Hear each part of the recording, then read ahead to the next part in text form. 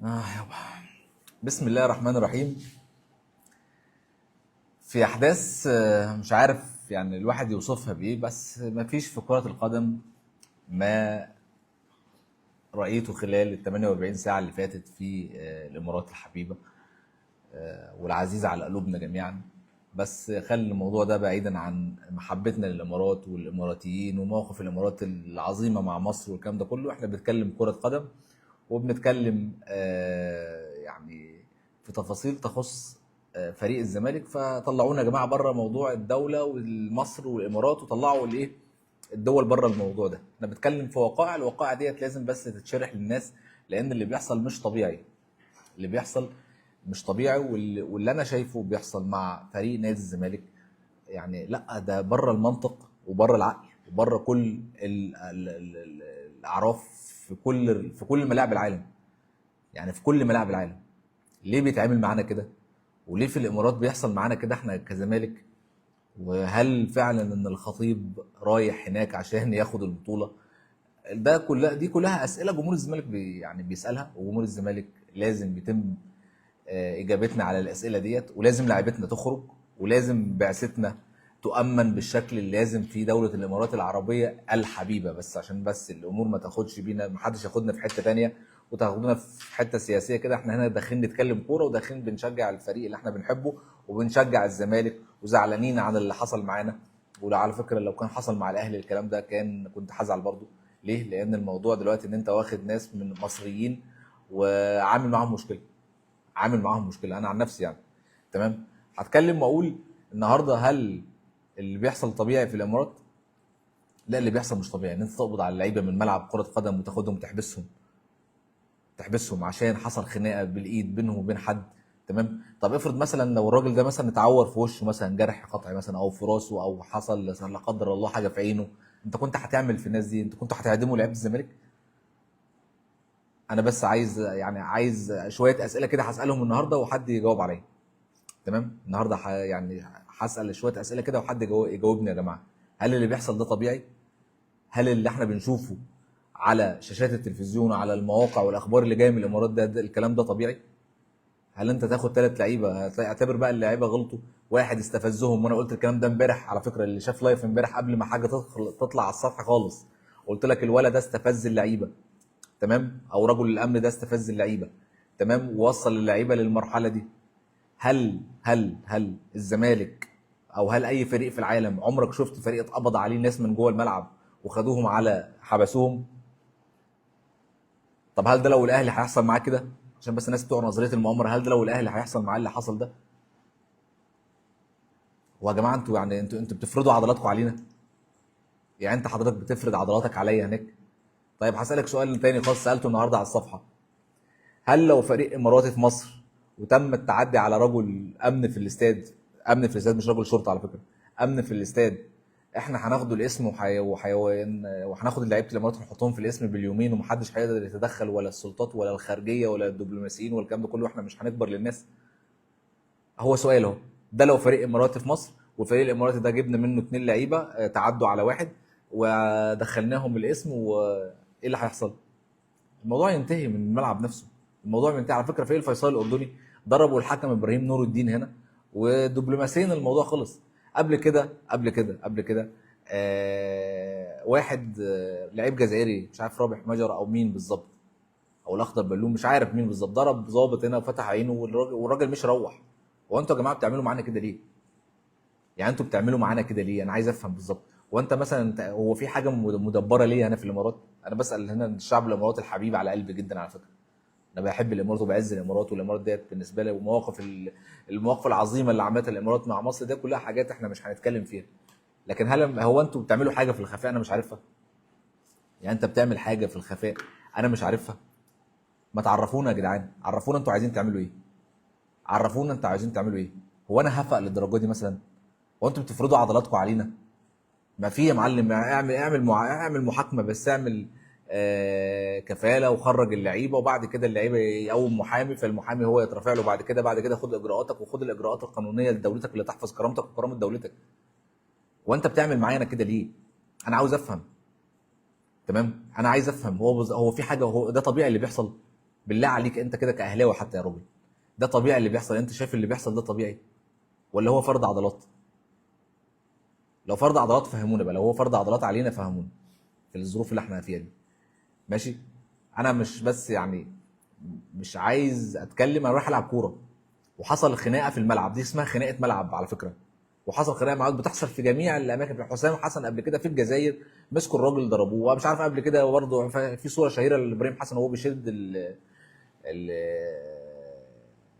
السلاح من الراجل، وفي حاجات كتيره جدا بتحصل سواء عندنا او بره يا جماعه، ما بيحصلش الكلام ده في اي حته، ما بيحصلش الكلام ده في اي حته. كل ملاعب العالم بيحصل فيها خناق، واللعيب طالع من الملعب سخنان ويلعب بيحصل الكلام ده ما فيش كوره بيحصل فيها كده. اللي بيحصل ده مش طبيعي، والله العظيم اللي بيحصل ده في حاجه مش طبيعيه. انت واخدني هناك، واخد الكابتن خطيب اللي رفض يروح السعوديه وبعدين راح الامارات، انت بتجاملوا الناس علينا يا جماعه. انت بتدخل نفسك ليه في موضوع اهلي وزمالك الامارات بتدخل نفسها ليه؟ الامارات الشعب الطيب الحبوب الجميل اللي احنا بنحبه وهو بيحبنا، والبلدنا التاني واحنا بلده التاني والكلام الجميل ده كله، بس انت مدخل نفسك ليه بين اهلي وزمالك؟ خلي بالك، انت دخلت نفسك ودعمت الاهلي، اوكي يا سيدي براحتك، انت دي فلوسك وانت هات عصافير وطيرها، ودخلت نفسك ورعيت الاهلي، ودخلت نفسك وانت رعيت قناه الاهلي، ودخلت نفسك ودعمت محمود الخطيب، ودخلت نفسك وقناه ابو ظبي الرياضيه طول النهار بتمجد في الاهلي وعظمه الاهلي وحلاوه الاهلي وطعامه الاهلي والكابتن محمود الخطيب خدود ورديه ومش عارف ايه والكلام اللذيذ ده كله.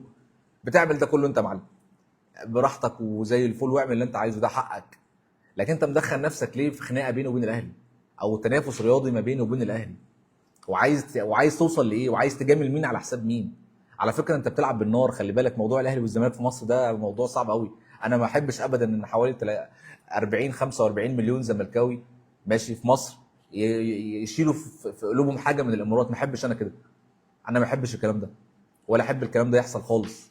الامارات دوله عزيزه على قلبي، وانا مقدر المواقف الاماراتيه مع الدوله المصريه والكلام ده كله اقدره تماما. لكن انت خلي بالك، انت كده بتلعب بالنار حضرتك، انت كده بتلعب بالنار وبتلعب في حته وحشه قوي.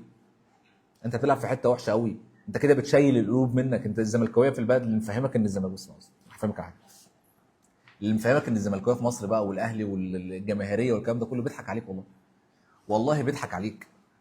انت لو هتيجي تحسبها تشجيع كوره، ناس بيشجعوا كوره مهتمين بتشجيع الكوره، انا الاغلبيه، انا الاغلبيه.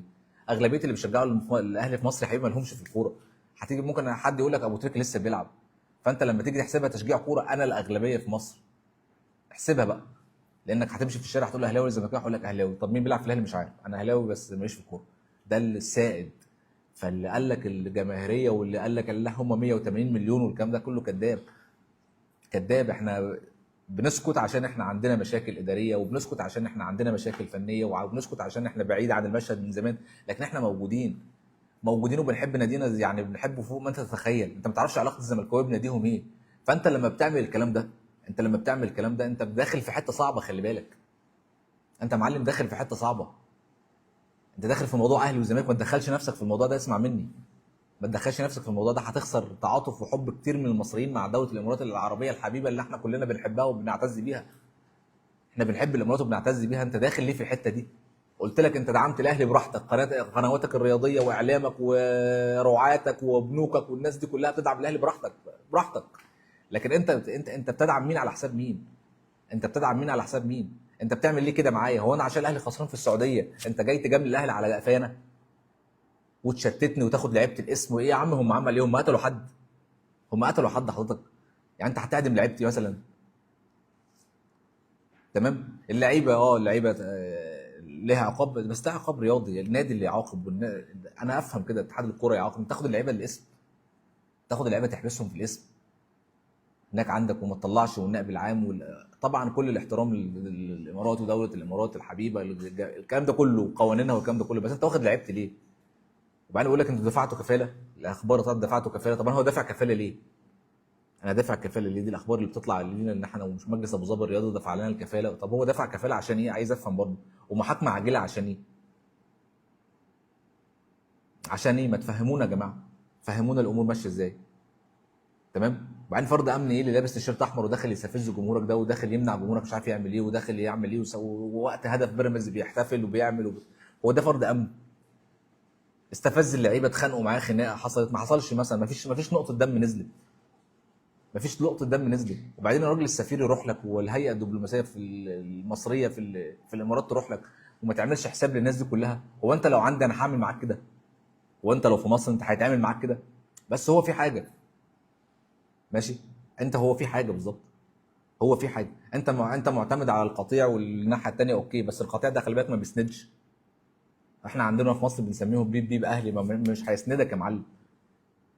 شوف انت بقى النهارده خسرت كام، ويعني وهتخلي الناس بقى والمواقع والناس المترصده للامارات ومصر والكلام ده كله هيخشوا في الموضوع، هيعملوا حاجات، وهياخد معاهم قطاع كبير جدا من جمهور الزمالك اللي هو بيحب فريقه، واللي هو شاف بعينه ان فريقه اتهان في الامارات ولعيبته اتحبست، وهياخدوا معاهم قطاع كبير جدا. واديت الفرصه لاعلام اللي انت عارفه بيعمل ايه، والاعلام المضاد لحضرتك والمضاد ليا والمضاد للدوله الاماراتيه والمضاد للدوله المصريه، ان هو يدخل بقى في الموضوع وهيشتغل على الحته دي. هو هيشتغل على الموضوع ده. القرار اللي اتاخد ده والتعامل مع القضيه سواء من الزمالك او سواء من الناس في الامارات كان تعامل خطا، كان تعامل خطا، ومفيش حد كده سياسي فاهم كان يحل المشكله ديت، لان المشكله ديت هتولد عند جمهور الزمالك ضغينه هتفضل كتير جدا. خلي بالك احنا ما بننساش للاسف، وما احبش ابدا ان الامارات يتاخد عنها الفكره دي، وما احبش ابدا حد يلعب في العلاقه ما بين مصر والامارات عن طريق كره القدم. وبطالب الكابتن حسين لبيب، وبطالب الناس في نادي الزمالك، وبطالب الناس اللي موجودين عن الكوره في مصر، لو سمحتوا بلاش نلعب بره مصر تاني. مش عايز العب بره مصر يا معلم. لو انا هروح اتهان بالطريقه دي وهيتعمل عليا فرد عضلات وهتقول لي انا عضلات اهو، لا وانا هعرفك بقى ومصر لا يا معلم، ما تعملش عليا الحكايه دي، ما تعملش عليا الموضوع ده، ما العبش بره مصر تاني. وعلى فكره الموضوع ده اهلي وزمالك بقى ما تلعبوناش بره مصر تاني بلا قله قيمه، لغايه لما نستعيد عافيتنا كده ونرجع مصر بقى، ويعني واحنا يعني لغايه لما نستعيد عافيتنا نبقى نرجع نلعب بره تاني. انا مش عايز اقول كلام يعني مش لطيف الصراحه، لان انا مش عايز، انا بحب الامارات جدا، ومواقف الامارات ما اقدرش انساها، حتى اخر مره لما كان الرئيس والشيخ محمد بن زايد وكان العلاقه هايله، يجي ماتش كوره، ماتش كوره بين اهلي وزمالك، فهو هيخليك الناحيه الثانيه اوكي الاهلي هيفرح بيك، بس خلي بالك في جمهور بالملايين تاني، في جمهور بالملايين تاني مش عايز يلعب في الامارات تاني، وانا ما بحبش الكلام ده، مش عايز يلعب في الامارات تاني. انا بكلمك وبقول لك على السوشيال ميديا بتاعت الزمالك بتعمل ايه، كلهم بيقول لك ده فرض عضلات علينا. بتفرض عضلاتك عليا انا، على مصر؟ انا لو في اتحاد كوره مصري، لو في اتحاد كوره مصري وفي حد في الرياضه المصريه صانع قرار، يطلع بيان دلوقتي ارجع بلدك العب الماتش هنا، ارجع بلدك، والماتش ده تاجيل ماتش نهائي السوبر لاجل غير مسمى شهر ولا حاجه، ونشوف له يوم كده ونلعب الماتش ده. اقسم بالله حفاظا على كرامتنا كلنا، حفاظا على كرامتنا كلنا، وهناك نشوف المحامي هيعمل ايه والدنيا هتعمل ايه، ونطلع لعبتنا والسلام عليكم يا جدعان، شكرا الف شكر على لحضراتكم بالسلامه. تمام. داخل تشتت تركيزي، وداخل تصالح الخطيب اللي ما راحش السعوديه وراح لك هناك بقى، وده لازم تقدر وجود الكابتن بيبو وان انت بتدعمه يعني. فلا انت مدخل نفسك في الحته دي ليه؟ احنا خدنا الاهم يا معلم، احنا رحنا السعوديه خدنا كاس السوبر كده، حاجه محترمه كده بتلمع كده، وحاجه يعني بطل ابطال افريقيا. فالبطوله التحضيريه بتاعتك ديت مش فارقه لي. انت بتعمل ده كله عشان تصالح الاهلي وتصالح واحده هنا وواحده هنا والاثنين حبايبي اهلي وزمالك والكلام ده كله. المدرسه دي مدرسه قديمه جدا، وما تدخلش نفسك فيها، انت مالكش دعوه بالحكايه دي. انت راجل منظم واخد هناك البطوله عشان بس تقول السوبر المصري. لا لا انا بقول لك لا اهو، انا مش موافق خالص ان نلعب بره مصر اي بطوله بعد كده، سواء سوبر سواء دوري سواء اي بطوله او كاس اي حاجه، ما نلعبش بره مصر تاني، ما نلعبش بره مصر تاني يا معلم. انا مش عايز العب بره مصر تاني. بلاش قله قيمه، بلاش قله قيمه، والناس اللي ماسكين الكوره بقى انضفوا بقى احنا ما عندناش ملاعب؟ ما تطلعش بره مصر يا اخي، ما تطلعش بره مصر. ايه التسول ده؟ ايه التسول ده؟ خلاص هيقعدوا في مصر بقى، اقعدوا في مصر، وكفايه اللي بيحصل دي، كفايه اللي بيحصل، كفايه اللي بيحصل. الاتحاد الافريقي الناحيه الثانيه كنا بنلعب احنا فين؟ في السعوديه. تمام، كل ماتش ادفع الفلوس، خد شويه قرشين للاتحاد وجرجرني على الامارات، والامارات تاخدني هناك، وقوانينهم وعلى عيني وعلى راسي وكل حاجه. انا مش عايز العب في الامارات تاني، انا مش عايز العب في الامارات تاني، خلاص موضوع الامارات ده بالنسبه لي اتقفل. طيب، عايز بس عشان انا يعني صراحه الواحد مستفز، وانا على فكره انا ما رضيتش اطلع من الصبح، بس انا قلت دلوقتي اطلع لما هديت، لان انا بصراحه ممكن الواحد يعني يقول كلام، ومش عايز ازعل مني حد في الامارات ولا الناس اللي شغالين في الامارات ولا الكلام ده كله. تمام، الامارات دوله محترمه، بس انا حب وتقدير واحترام ليكم ولمواقفكم وكل الكلام اللذيذ ده بس احنا مش عايزين نلعب عندكم تاني، والف شكر، الف شكر على اللي انتوا عملتوه، وشكرا يا حبايبي، ومش عايزين نلعب مش عايز العب في الامارات تاني خالص بعد اللي انتوا عملتوه دلوقتي. طيب ايه اللي حصل؟ الفرقه اتفككت. طيب اللعيبه عامله ايه؟ طيب الفرقه جوه الفرقه احنا عاملين ايه؟ طيب دلوقتي كل الناس دلوقتي راحت عند النيابه. طيب مين اللي ماسك مكان عبد الواحد، ومين اللي بينسق، ومين؟ هقول لكم اللي حصل بالظبط.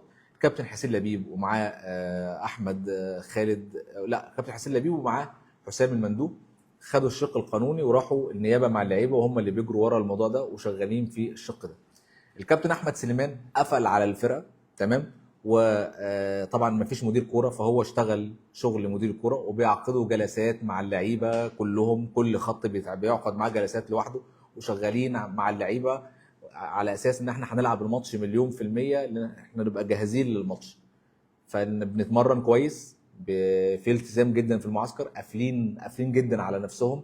اللعيبه زعلانه على اللي بيحصل، وزعلانين على زمايلهم، وبيقولوا احنا زعلانين وكل حاجه، بس خلي بالك احنا مركزين ان شاء الله في الماتش، وشغالين على الماتش ده كويس. واحمد سليمان قافل على الفرقه وبيشتغل شغل عبد الواحد السيد. فكابتن حسين لبيب ومجلس الاداره خدوا قرار ان احنا هنلعب المباراه، خدوا قرار ان احنا هننسحب من المباراه. بس انا حبيت اطمنك واقول لك اللي حصل. انا كان معايا اتصال يعني من هناك قبل ما اعمل لايف مباشره، وقال يا جماعه احنا في كل الاحوال مستعدين لكل حاجه. الماتش هيتلعب، هنلعب المباراه، وفي جلسات مع اللعيبه وهم عارفين قوي الماتش ده اهميته عامله ازاي، وفي استعداد للمباراه. طيب في استعداد للانسحاب، ده قرار مجلس اداره، قالوا يلا سمعا وطاعه، وهيجيبوا نفسهم ويرجعوا على القاهره تاني. ده بالنسبه للفريق، وبالنسبه اللي بيحصل، وبالنسبه للاحداث اللي بتحصل دي كلها. انا مش موافق ابدا ان انا العب الماتش ده، تمام، عن نفسي انا ما العبش الماتش ده. ولو في رجل عنده قرار في الرياضه المصريه، قالوا تعالوا تنزل بيان على موقع اتحاد الكوره ان احنا اجلنا نهائي كاس السوبر لاجل غير مسمى، وتعالوا يا معلمين العبوا عندنا، احتراما للسفير المصري اللي هو ما خدوش بالعادات والتقاليد الدبلوماسيه في التعامل مع الموقف. انت الزمالك ده بعثه دبلوماسيه، خلي بالك، الزمالك ده بعثه دبلوماسيه، وتتعامل معايا رياضه. انت واخدني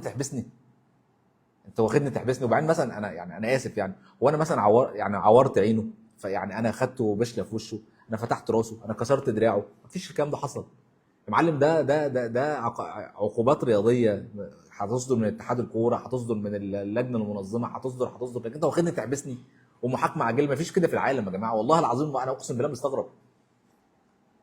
مفيش كده في العالم، محدش يعمل كده في العالم ابدا يا جماعه. النهارده هات اي دوري في العالم، هات لي اي واقعه في العالم حصلت فيها كده، انا خدت لعيبه من ملعب كوره حطيتهم في النيابه واحبس ومحاكمه عاجله وبالسلام. انت بتفرض عضلاتك عليا يا معلم، اقسم بالله العظيم ده فرض عضلات. انت بتفرض عضلاتك عليا وبتقول لي لا تعالى بقى اعلمك هنا، ودرس بقى للمصريين ومش عارف ايه، والقانون هنا والحكايه هنا. هي دي علاقه مصر بالامارات؟ عدم احترام السفير، وعدم احترام الوزير، وعدم احترام الناس اللي تدخلت في الموضوع. ماشي، انتوا بتعملوا ايه؟ وعايزين توصلونا لايه؟ ومين عايز يلعب في العلاقه اللي بين مصر والامارات عن طريق الكوره؟ ما هو يا جماعه الموضوع ده حساس جدا، تاني هعيد الكلام تاني، والله العظيم الموضوع ده حساس جدا. انت ليه وانت عارف الناس مترصده للعلاقه بين مصر والامارات، والناس بتعمل شغلها، والجماعات مش عايز اخش في الحكايه ديت، ماليش في السياسه. بس اللي انت بتعمله ده، خلي بالك، بقول لك انت حطيت ضغينه في قلب كل زملكاوي. ويا جماعه اللي فاهمكم ان احنا شويه قسما بالله غلبان، سوحوك يا حبيبي، سوحوك. جمهور الزمالك بالملايين، لازم تفهموا ده كويس قوي. شويه اللجان اللي مشغلهم جمال والعيال ديت لا، خلي بالك اللجان دي كلها شغاله عشان الاستفتاءات ومش عارف ايه، واحنا اكتر جمهور على الميديا، واحنا مش عارف اللايكات، واحنا شوف الصفحه دي فيها كام. دي كلها لجان شغاله وبتقبض وبتاخد فلوس على كده. مين قال لك كده يا باشا؟ مين قال لك كده؟ عيب اللي بيحصل ده، عيب اللي بيحصل. انا يعني والله العظيم حاسس بغصه من اللي حصل ده. حاجه صعبه قوي، والله العظيم ان انت تعمل معانا كده. انت عايز يعني خلاص يا جدعان، ما تدوهم الكاس يا جدعان. تعالى النهائي، اتفضل يا كابتن محمود يا حبيبي، انت جاي عشان تاخد الكاس، تعالى اتفضل الكاس ده، اتفضل، اهلا، السلام عليكم، السلام. بس والله العظيم اقسم بالله اعملوا مراسم يا جدعان، بصوا اعملوا مراسم للاحتفال بالكاس ده، تمام، وكاس السوبر، وانزلوا الملعب، تمام، واعملوا ممر شرفي للنادي الاهلي، تمام، او هم يعملوا لكم ممر شرفي وانتوا تخشوا كده، واللعيبه الاهلي تسقف لكم وتدوهم الميداليات، تمام، ولعيبه الاهلي يغنوا حبيبي لو زعلان، البحر هناك مليان والحاجه، وتطفي النار اللي من يوم اللي ولعت من يوم ماتش السوبر ده. النار اللي ولعت من يوم ماتش السوبر خلاص هنعمل لك خلاص نزل لعيبتك الكابتن حسين ونعمل حفله على طول كده، انت خلاص خدت السوبر مش لاعبين الماتش. انا ده اقتراح من عندي يعني. هننزل على الملعب، تمام، انصب الصوان اللي انت بتعمله ده، والكابتن محمود الخطيب يلبس البدله والكرافات الجميل وينزل الملعب ويعمل كده لعيبته برافو عليكم، ويحضن امام ويحضن الشناوي ويدوا له الكاس والميداليات والكلام ده كله لذيذ، بس يا معلم ولا اللفه دي كلها، ولا اللفه دي كلها. ايه يا معلم، ايه ده، ايه ده والله. لعيب الزمالك مستعدين نلعب المباراه، بس انت هتلعب المباراه وانت يعني مش عايز اتكلم، ان شاء الله نلعب المباراه او انسحبنا ده قرار مجلس الاداره هو اللي يقول عليه. احنا في كلتا الحالتين هنلعب المباراه او هننسحب، احنا مع مجلس ادارتنا. بس انا بكلمك في اللي انت عملته معايا، اللي انت عملته معايا، الكلام ده ما يصحش، الكلام ده ما يصحش، الكلام ده ما يصحش يتعامل مع مصر، الكلام ده ما يصحش يتعامل مع مصر. مصر ده كبيره قوي، مصر دي كبيره قوي على فكره. ايه دخل مصر حبيبي بمشكله لعيبه يا حبيبي؟ ما فيش ملعب بيتاخد منه لعيبه يتحبسوا، ما حصلتش قبل كده. ما الناس كانت بتيجي عندنا وضربوا ابراهيم نور الدين وضربوا مش عارف مين وكده وبنحترمهم وبنمشي. رحنا الجزائر حسام حسن مسك في الحكم وضرب الناس وعملوا وكسروا ودغدغوا، ما حدش اتحبس يا حبيبي، ما حدش اتحبس يا حبيبي، ما حدش بيعمل كده، ما حدش في دول العالم كلها بيعمل اللي انت عملته ده، ما حدش بيعمل اللي انت عملته ده. عيب، عيب يا جماعه، مصر ما يتعاملش معاها كده. والسفير يروح لك والناس تتدخل والعلاقات نهار اسود، نهار اسود. انا لو انت ده لو انت عايز عداوه الناس مش هتعمل كده.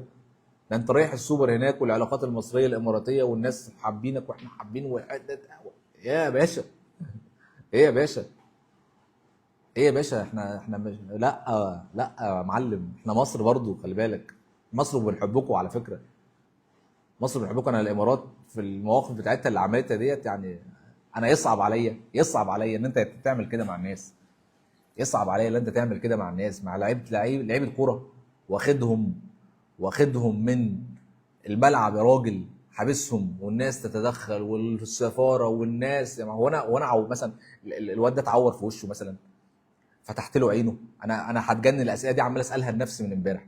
انا عملت ايه مع الولد ده؟ حصلت خناقه، هو استفز الناس، استفزهم على فكره، نازل المباراه بتيشيرت احمر. ما انت مش فاهم حبيبي، انت مش فاهم، مفيش حد ابدا من الامن بيلبس تيشيرت احمر ويروح وسط جمهور الزمالك، ما بتحصلش، ما بتحصلش. ما الله ده مش عيبك انت، ده عيب الناس اللي وافقوا ان احنا نلعب في الامارات. ما انت مش فاهم يا حبيبي، ولابس التيشيرت. اوعى تقول لي بقى اصل هو لابس التيشيرت اصل ده الوحده، لا هو متعمد ان هو يلبس تيشيرت وداخل يستفز في الناس، هو متعمد يا حبيبي، تمام، هو متعمد يعمل كده، هو متعمد يعمل الحكايه ديت، وقسما بالله متعمد متعمد. في حاجات انا مش عايز احكيها بس احتراما للناس واحتراما للاسرار بتاعت الناس، في حاجات صعبه اللي يعني تتحكي، تمام، وانا مش عايز ابدا اثر على العلاقه، ولا عشان كوره ولا عشان ماتش ولا عشان موقف، اثر على العلاقه محترمه جدا بين الشعبين او علاقه بين القيادات السياسيه هنا والقيادات. انا في الاخر مشجع كوره، مش عايز احط نفسي في الحته دي عشان ما يطلعش واحد دلوقتي مريض ويقول لك ده انا بحرض وبعمل والكلام ده كله. لا، انا بقول لك عيب اللي انت عملته معايا. انا الزمالك واحنا مصر على فكره، احنا مصر يا اخي، احنا مصر، واحنا احنا كبار قوي، ولما بيتعمل معانا الكلام ده في دولتنا بنعديها وبنتغاضى عن الصغائر ديت وبنحل المواضيع دي. انت جاي تفرض عضلاتك عليا يا معلم؟ انت جاي تفرض عضلاتك عليا انا وتثبت بقى ان انت دوله قانون؟ ما احنا عارفين انك دوله قانون، عارفينك ناس محترمه، وعارفين دبي وعارفين الامارات وعارفين ابو ظبي وعارفين الناس المحترمه دي، بس انت بتعمل كده مع الزمالك، بتعمل كده مع الزمالك. والناحيه الثانيه بقى حتى الناس في البعثه بتشتكي ان المقابله ما كانتش كويسه. اسالوا الناس الصحفيين الزملكاويه اللي هناك والناس الاعلاميين الزملكاويه اللي هناك، المقابله ما كانتش كويسه لبعثه الزمالك، والتعامل مع بعثه الزمالك ما كانش كويس. ليه يا معلم؟ ليه؟ ايه السبب؟ ايه السبب ان انت ما تعاملنيش كويس؟ وايه السبب ان انت واخدني انا طريقه الارضاء ان النوس ان انت بترعاه على عيننا وعلى راسنا. الامارات بترعى الاهلي، اهلا وسهلا بيكم، بس مش بالطريقه دي، مش بالطريقه دي، مستحيل ابدا، مستحيل ابدا الطريقه دي. لعيبتك غلطانه تعاقب، بس تعاقب من خلال عقوبات رياضيه، مش دخلهم الاسم. خصوصا ان مفيش حاجه جنائيه حصلت، يعني انا ما فتحلكش وشك، مش عارف ايه، ده هو خناقه حصلت بين اتنين. طب انت خدت اللي قصاد الكاميرا، طب اللي قبل كده اللي ورا الكاميرا، شفت الراجل ده عمل ايه؟ شفت الاستفزازات اللي حصلت ضد لعيبه الزمالك كانت عباره عن ايه؟ واخد رئيس نادي الزمالك يا راجل بقالك يومين في هناك في الاقسام، واخد السفير المصري والناس كلها تتدخل. لا لا، ما يحصل، ازاي تتدخل يا راجل؟ ده بعثه الاردن، بعثه الفيصل الاردني مسكت ابراهيم نور الدين ده. الفيديو عندكم شوفوه، خش على اليوتيوب اكتب، والله ضرب اقسم بالله مهين.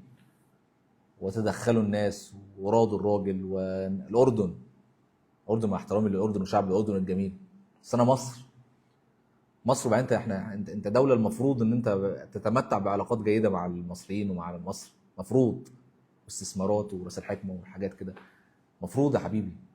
انت عايز توصل رسالتي؟ انت عايز توصل رسالة؟ انا مش فاهمك.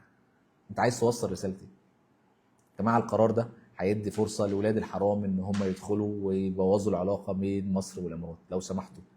وهيبتدي لك بالاهلي، وبعد كده هيعمل لك نفس الحوار مع ابتدى بالزمالك، وبعد كده هيعمل لك الحوار ده مع الاهلي. فهو عرف يدخل من فين. انا عمري ابدا ما كنت احس ان انا هزعل من الامارات دي. انا عمري يعني ايه، ما رحتش الامارات دي غير مره ولا اتنين، تمام. لكن انا بتمتع بصداقه مع ناس منها محترمين جدا، محترمين جدا. وامبارح لما اتكلمت على سبيس على تويتر، الناس دخلوا كلموني واتكلمنا ورحنا الامارات. بالنسبه لي يعني حاجه الله اعلم. فانت لو سمحت، لو سمحت، صانع القرار في اللي بيحصل ده، يعني عيد حساباتك تاني. بس هتعيد حساباتك في ايه؟ هو قال لك محاكمه عاجله، بكره الصبح هيقول لك ترحيلهم فورا وعدم دخول الامارات، مش عارف ايه. ده قرار برضو يعني انا متوقعه. حزين اللي بيحصل، حزين اللي بيحصل.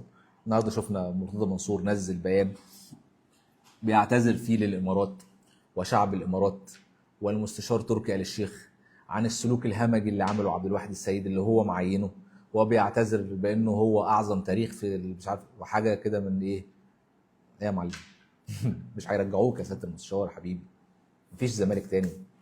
انت بتعمل كده عشان بقى الامارات تقدر والضغط تحصل وتركي الشيخ يضغط والناس تعمل وتدفع وترجع انت رئيس نادي الزمالك تاني. وخلاص بقى انسى الموضوع ده، انسى الموضوع ده، وخليك زملكاوي كده، وخليك راجل يعني محايد، وخليك راجل يعني